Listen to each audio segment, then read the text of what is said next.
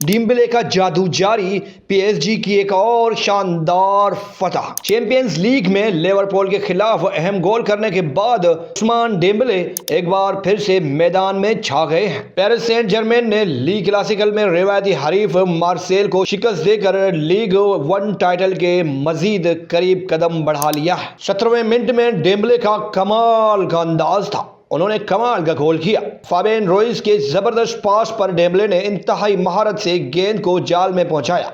ये उनका 7 मैच में 7वां गोल था, जिसके साथ साथ ही उन्होंने इस सीजन में 30 गोल मुकम्मल कर लिए। नोनो मेंडिस का गोल, गोरी की वापसी की कोशिश, जब नोनो मेंडिस ने करीब से एक जबरदस्त गोल कर दिया। दूसरे हाफ में मार्सेल के अमीन गोहरी ने एक शानदार गोल करके वापसी की उम्मीद जगाई, लेकिन किस्मत ने उनका साथ नहीं दिया। मार्सेल के दिफा ने खुद अपने ही जाल में गेंद डाल दी, जब पॉल लेरोला ने एक गैर इरादी गोल करके पीएसजी को मजीद बर्तरी दिला दी। अब आप कह सकते हैं कि पीएसजी नाकाबिले शिकस्त। पेरिस के जायंट्स इस सीजन लीग 1 में अब तक नाकाबिले शिकस्त हैं।